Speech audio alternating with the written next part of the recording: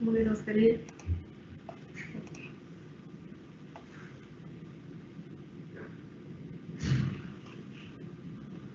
Bonjour et bienvenue à la conférence SNCF Voyageurs sur le programme planétaire, plus de TER et moins de CO2. Nous allons passer ensemble les 30 prochaines minutes, dont 20 minutes consacrées à la présentation du programme et 10 minutes consacrées à vos questions. Alors n'hésitez pas à les poser pendant toute la durée de la conférence en utilisant le petit symbole question en haut à droite de votre écran. Nous accueillons maintenant Jean-Christophe Archambault. Jean-Christophe Archambault est le directeur de l'organisation Synergie et DSI de l'activité TER de SNCF Voyageurs et c'est aussi le directeur du programme planétaire. Jean-Christophe, à toi.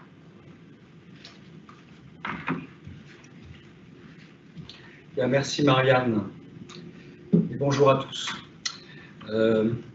Avant de vous détailler ce que c'est que le programme planétaire, j'ai envie de le replacer un petit peu dans le contexte actuel, qui est quand même très particulier. Et vous verrez que la crise actuelle et le programme planétaire, c'est finalement deux choses qui sont très très liées. Actuellement, la crise, elle bouleverse l'état d'équilibre partout, chez tout le monde, y compris des équilibres économiques, bien sûr. Elle est aussi l'occasion pour nous, à TER, de montrer un certain nombre d'atouts autour de notre agilité, notre réactivité dans la manière dont on reconstruit quasiment quotidiennement nos plans de transport, d'agilité et de réactivité dans la manière dont on écoute les besoins de nos voyageurs, mais aussi de nos autorités organisatrices. Et au fond, on tire quelques leçons de la crise qui sont les suivantes. D'abord, la première leçon qu'on en tire, c'est que le TER est une solution d'avenir. Alors pourquoi le TER est une solution d'avenir? D'abord, le TER, c'est la mobilité. Le TER adresse quasiment toutes les mobilités, où qu'elles soient. Et la mobilité, on voit bien qu'en ce moment, le monde a vraiment besoin de mobilité. La mobilité, c'est la liberté, mais c'est aussi le fonctionnement au quotidien efficace de notre vie économique, de notre vie sociale, de notre vie culturelle. La deuxième raison, c'est que TER est un mode de transport sûr. Notre dispositif sanitaire mis en place à bord de nos trains a fait ses preuves. Il est maintenant ancré dans nos gestes quotidiens, dans nos gestes métiers de tous nos agents. Malheureusement, ça risque d'être assez durable. Et voilà, le TER a été efficace sur ce sujet du sanitaire. La troisième raison, et on va le voir à travers planétaire, c'est que TER est un mode de transport qui préserve la planète. En ce moment, le sujet de l'environnement, on voit bien qu'il est crucial et qu'en plus, il devient de plus en plus urgent. TER sera au rendez-vous de cette exigence concernant l'environnement. Voilà. La deuxième leçon, et finalement, ce que je voulais dire, c'est que TER est une solution d'avenir, c'est parce que finalement, TER répond aux grands enjeux que la crise a révélés. La deuxième leçon qu'on en tire, c'est que vraiment l'importance et la solidité de nos relations avec nos autorités organisatrices. On a traversé cette crise, et d'ailleurs on la traverse encore main dans la main au quotidien avec nos 11 autorités organisatrices. Et puis la troisième leçon qu'on peut tirer de cette crise, c'est que maintenant, ce qui est urgent, ce qui est crucial, c'est la relance de la fréquentation de nos TER. Alors pourquoi c'est urgent? Parce que si on ne le fait pas, ça veut dire beaucoup plus de voitures, ça veut dire congestion des villes, ça veut dire qu'on va dégrader la planète. Et puis la deuxième raison, c'est que ça pourrait mettre en péril le modèle économique de nos TER. Donc urgence de relancer la fréquentation. On est prêt, TER, à relancer cette fréquentation, on est prêt à relever ce défi. Pourquoi? TER a vécu une période un peu difficile entre 2012 et 2016, perte de nombre de voyageurs, baisse de la qualité de service, augmentation des coûts. Depuis 2017, la donne a complètement changé. Le TER s'est redressé sur tous les aspects. La qualité de service, 30% de trains en retard en moins, les coûts avec une baisse inédite de nos coûts, et enfin le nombre de clients, puisqu'en fait depuis 2017, on a gagné à peu près 10% de clients.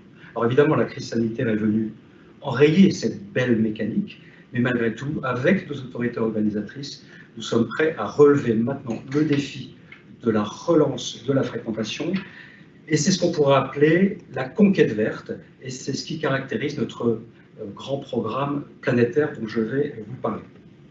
voyez sur ce petit schéma que finalement, le voyageur qui emprunte le TER, déjà, il émet 8 fois moins de gaz à effet de serre que s'il était seul dans sa voiture, sale et polluante. Vous voyez sur le petit schéma qui est à droite, comment se situe TER en empreinte carbone, en grammes de CO2 par voyageur kilomètre, comment se situe TER par rapport aux autres modes de transport. Donc on est plutôt bien placé, et d'ailleurs, 1 million de voyageurs tous les jours dans le TER, c'est 1 million de voitures qui restent au garage ou au parking. Et ça, c'est tous les jours. On est plutôt bien placé avec 24,8 grammes de CO2 par voyageur kilomètre. Donc c'est un vrai atout pour TER. Et cet atout, à travers le programme planétaire, on veut à la fois le renforcer et en faire un vrai argument commercial. La performance écologique est un vrai atout commercial. C'est un atout de performance, un atout commercial. C'est donc l'objet de notre grand programme planétaire qu'on travaille depuis une année à peu près et qui maintenant est en œuvre dans nos 11 régions de province. Et donc sa signature, c'est finalement, ça le résume très bien, plus de TER, c'est-à-dire plus de voyageurs dans le TER, et moins de CO2. Alors, on s'est fixé des objectifs extrêmement précis, extrêmement chiffrés et engageants et ambitieux. Le premier objectif, c'est de réduire nos émissions tous les ans de CO2 de 100 000 tonnes. Premier objectif de planétaire, la réduction de nos émissions. Deuxième objectif de planétaire, baisser d'un tiers l'empreinte carbone des passagers. Et enfin, troisième objectif chiffré de planétaire, c'est grâce au fait qu'on va convaincre les automobilistes d'abandonner leur voiture pour prendre le train, eh ben, on va tout simplement éviter d'émettre 500 000 tonnes de CO2 à l'horizon 2025 sur le territoire français. Voilà. Je vais un petit peu vous détailler ces objectifs. Sur le sujet de nos émissions de TER, des émissions de carbone, il faut savoir que TER émet environ 623 000 tonnes de CO2 par an. On voit que finalement, par rapport aux émissions en France, et en particulier aux émissions des transports, c'est très faible. TER est à 0,5% des émissions des transports en France, c'est très faible. Et vous voyez comment se répartissent nos émissions sur le graphique de droite. Bien entendu, c'est en partie à cause de nos trains qui circulent encore avec du diesel. On a 60% de nos émissions, mais vous voyez qu'il n'y a pas que ça. Il y a bien d'autres leviers sur lesquels on peut agir pour diminuer nos émissions. Et donc, notre idée, c'est que sans attendre les trains à énergie verte, eh ben, on travaille immédiatement, dès maintenant, sur des choses extrêmement précises et chiffrées autour des autres postes d'émissions de carbone. Pour la partie de l'empreinte carbone par passager, donc je vous ai montré ce petit graphique tout à l'heure, on est à 24,8 grammes de CO2 par voyageur kilomètre et on veut arriver à 16,5 en 2025. Alors évidemment, tout ceci est une moyenne. C'est une moyenne, évidemment, en fonction des lignes, en fonction des trains, le résultat est tout à fait différent. On a des lignes nettement meilleures en empreinte carbone et des lignes beaucoup moins bonnes, notamment des lignes diesel. Et c'est pour ça qu'on travaille, en fait, ligne par ligne, voire train par train, pour mener des actions extrêmement concrètes et très... Et enfin, sur les émissions évitées. En fait, c'est quoi les émissions évitées? C'est simplement les émissions que n'émettent pas les voyageurs quand ils abandonnent leur voiture pour prendre le train. Voilà. Et vous voyez qu'on a 8200 TER par jour. Sur ces 8200 TER par jour, si on arrive à ajouter un seul client, donc tous ces TER, on économise tous les ans 20 000 tonnes de CO2. Et nous, notre objectif, c'est d'aller jusqu'à 500 000 tonnes. Voilà. Donc pour soutenir tous ces engagements, Planétaire se lance dans deux catégories d'actions. Une première catégorie d'action autour, qui s'appelle plus de TER, c'est finalement attirer plus de voyageurs.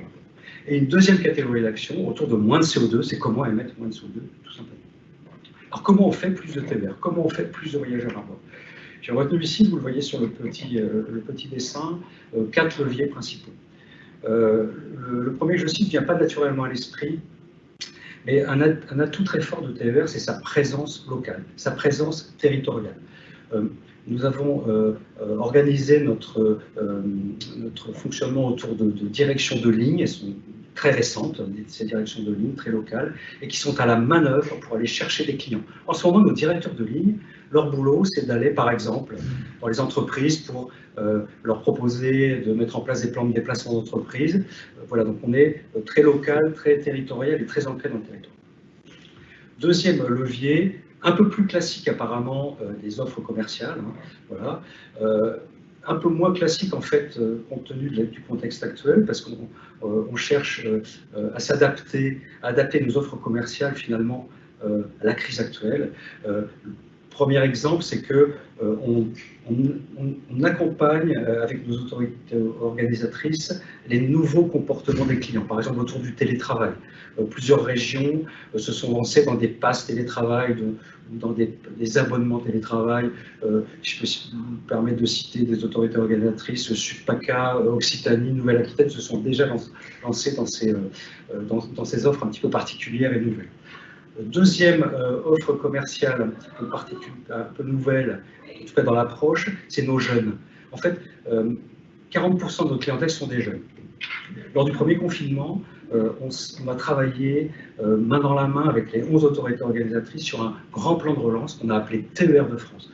Dans ce plan de relance TER de France, il y avait plusieurs offres, mais il y en avait une qui s'appelait le Pass Jeune, qui permettait aux jeunes, pour 29 €, de voyager comme ils le voulaient en TER.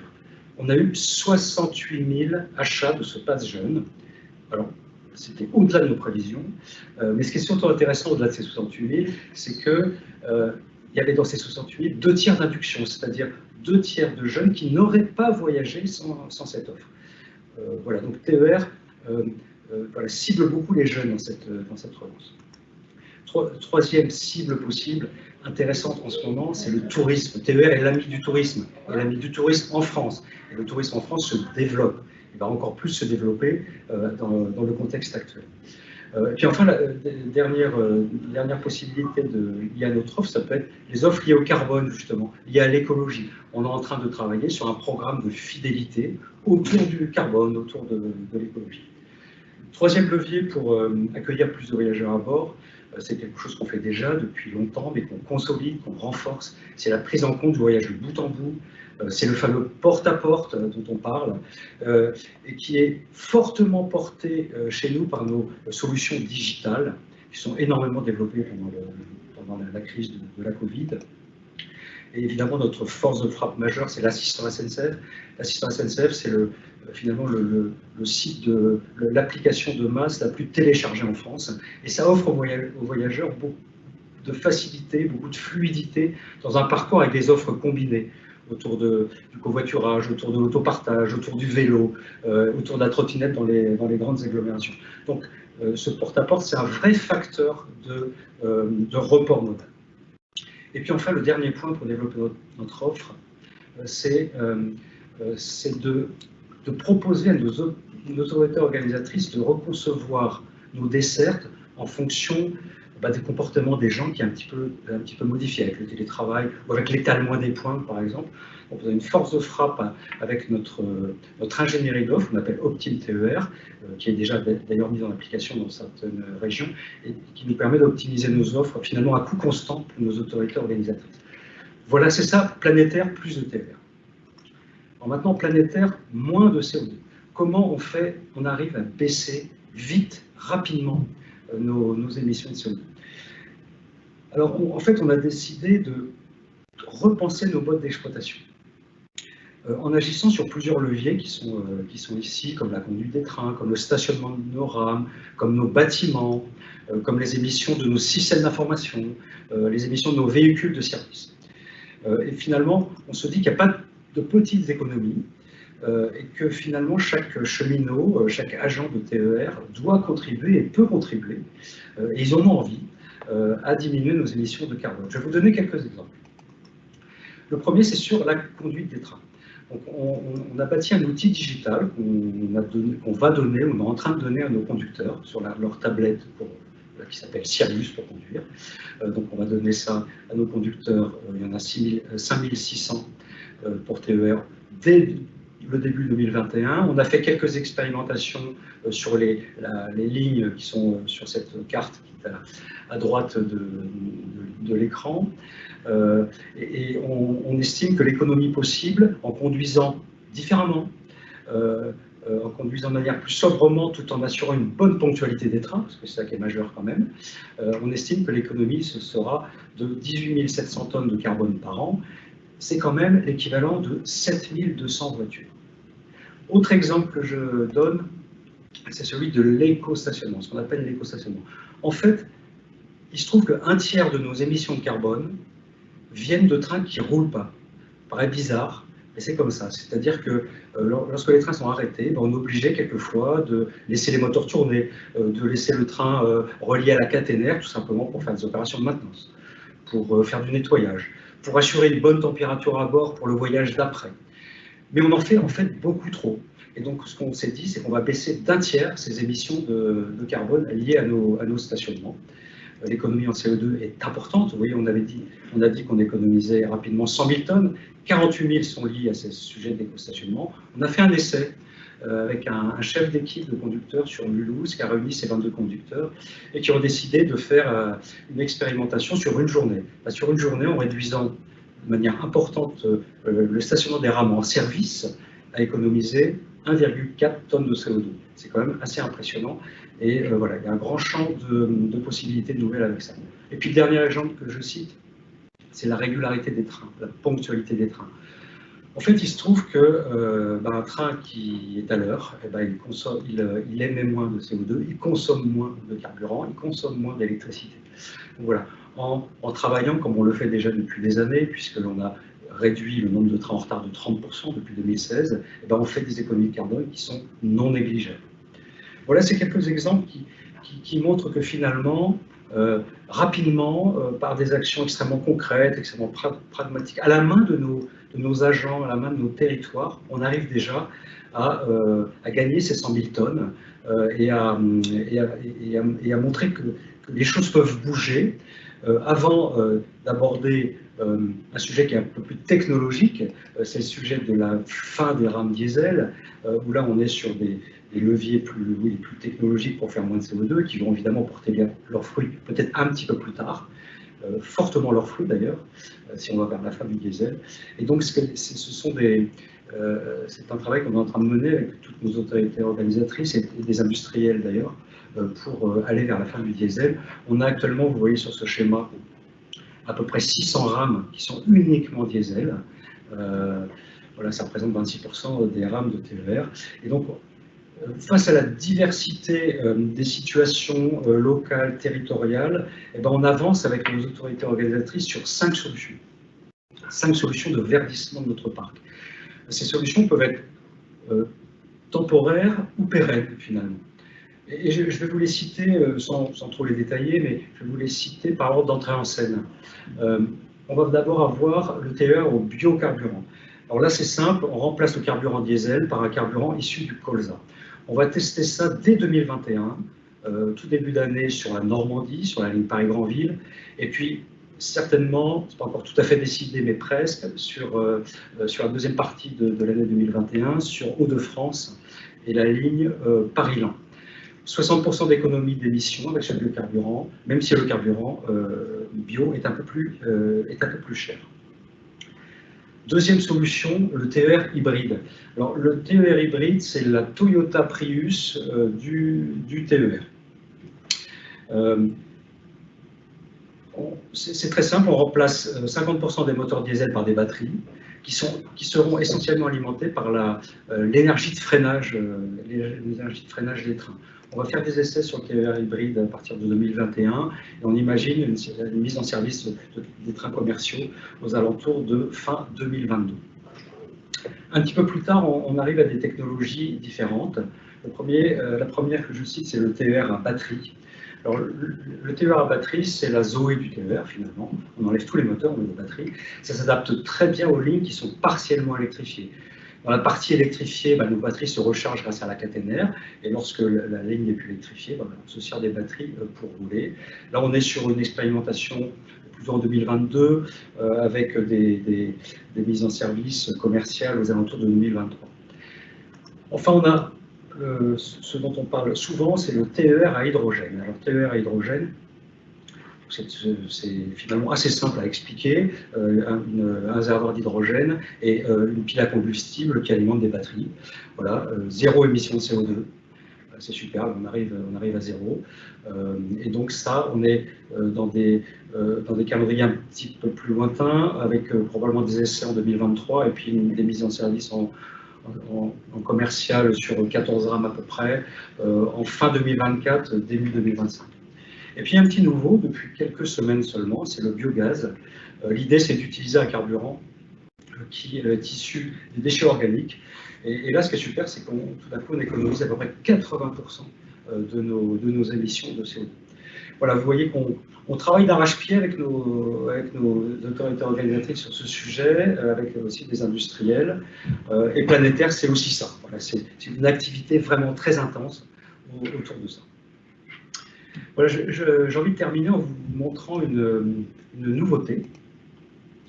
Une nouveauté qui s'appelle l'étiquette carbone.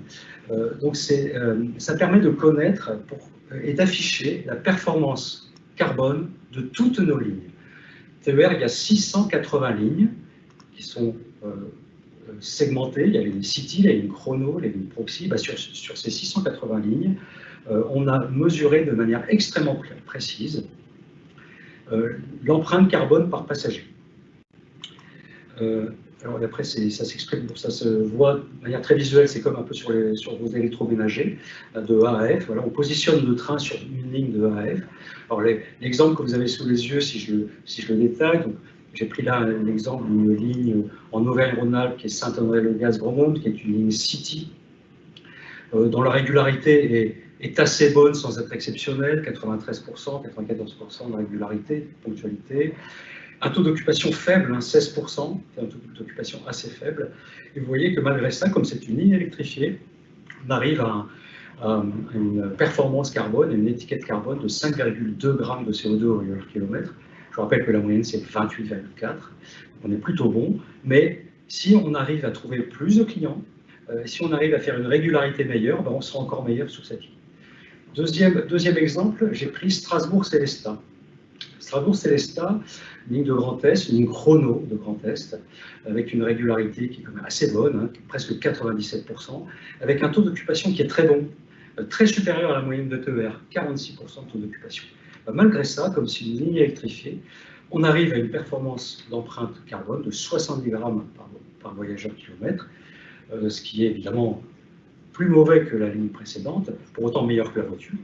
Mais malgré tout, l'exercice qu'on a à faire là, et que le directeur de ligne, avec ses équipes, avec son staff, ils auront envie de passer de B à A, donc ils vont travailler sur les émissions de carbone, comme je l'ai dit tout à l'heure, avec l'éco-stationnement, l'éco-conduite, mais aussi ils vont travailler sur la régularité à nouveau, et puis ils vont à nouveau chercher des clients supplémentaires, et puis c'est sur ces lignes-là aussi qu'on pourra appliquer nos premières hypothèses de nouvelles technologies pour le matériel diesel. Donc voilà, ça c'est un outil, alors d'abord interne parce qu'il permet de mesurer nos progrès, ils sont à la main de nos directions de ligne locales, mais c'est aussi et ce sera aussi un outil de marketing finalement, puisque pour attirer des clients qui n'en prendraient pas actuellement le train, mais qui sont très sensibles aux sujets environnementaux, ben voilà, visuellement, c'est intéressant de mesurer les progrès, de pouvoir communiquer sur ces sujets. C'est donc un outil de marketing. Voilà, j'ai présenté rapidement Planétaire, plus de TER, moins de CO2. Et puis, bah, si vous le souhaitez, passons aux questions, s'il y en a. Merci à tous. Merci beaucoup Jean-Christophe. Alors, j'ai quelques questions, effectivement. Rapproche-toi un petit peu avec notre masque, on va pouvoir y arriver. Justement, tu nous as parlé des étiquettes carbone, justement, des lignes. C'est quelque chose qui va être visible par le client? Alors, oui. Alors, je l'ai dit tout à l'heure. D'abord, c'est un outil interne qui permet de mesurer nos progrès localement. Voilà. Oui, on espère en faire un outil de marketing. Et ce qui est surtout intéressant, c'est de pouvoir montrer nos progrès. Et donc, on va travailler avec nos autorités organisatrices pour voir à quel point on diffuse ces résultats, ces étiquettes qui sont voilà, très, très visuelles. Et ce qu'on voudrait vraiment montrer à nos clients, c'est nos progrès. Voilà. Autre question, donc sachant que le calcul de l'empreinte carbone par passager est dépendant du nombre de passagers, comment faites-vous ce calcul, sachant que sur une même ligne, il y a des grands écarts de fréquentation entre les parties de ligne avec des très faibles fréquentations et des portions à l'inverse qui peuvent être très fréquentées? Comment est votre calcul derrière?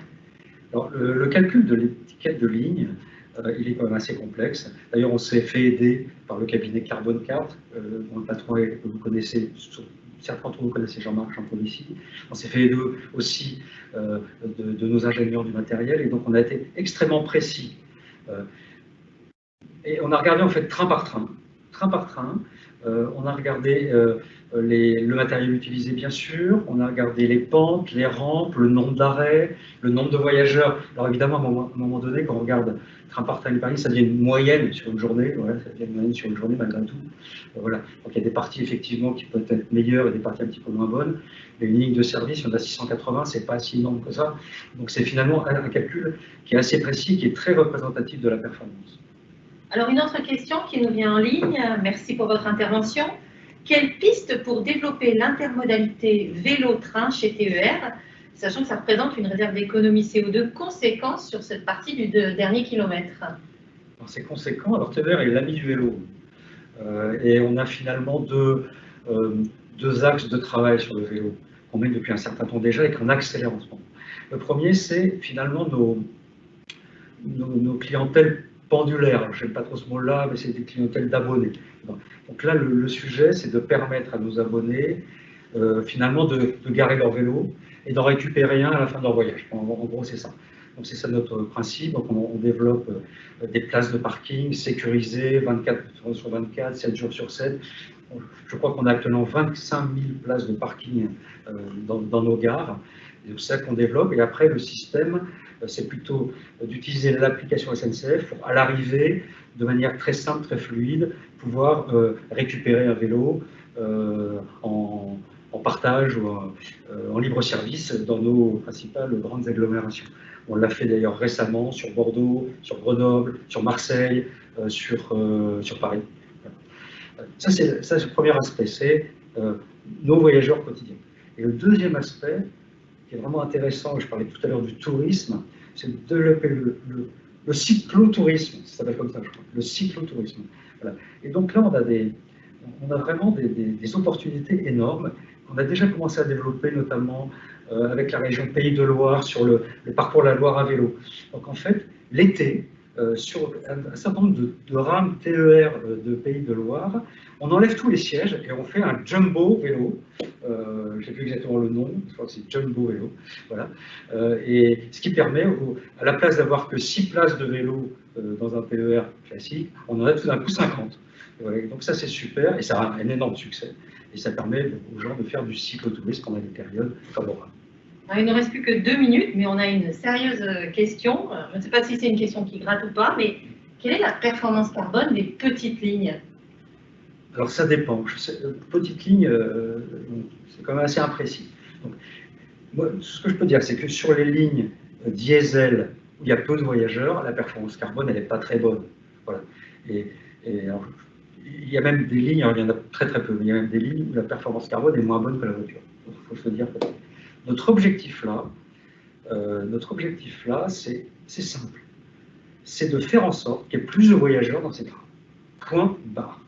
On n'est pas dans l'idée de fermer, etc. Mais c'est qu'il y ait plus de voyageurs dans ces trains. C'est notre premier objectif. Ensuite, le deuxième objectif, c'est de travailler sur des technologies, justement, pour essayer, sur ces lignes qui sont en général diesel, d'aller vers la fin du diesel, voir sur des solutions qui sont un peu plus à long terme, qui sont étudiées par nos directions de la recherche, etc. C'est les trains légers, etc. Voilà.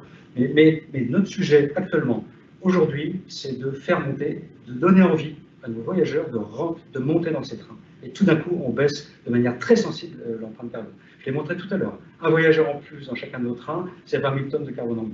Voilà, c'est ça qu'on voudrait. Et on a visé 500 000, ça fait beaucoup plus de voyageurs, mais ce n'est pas inaccessible.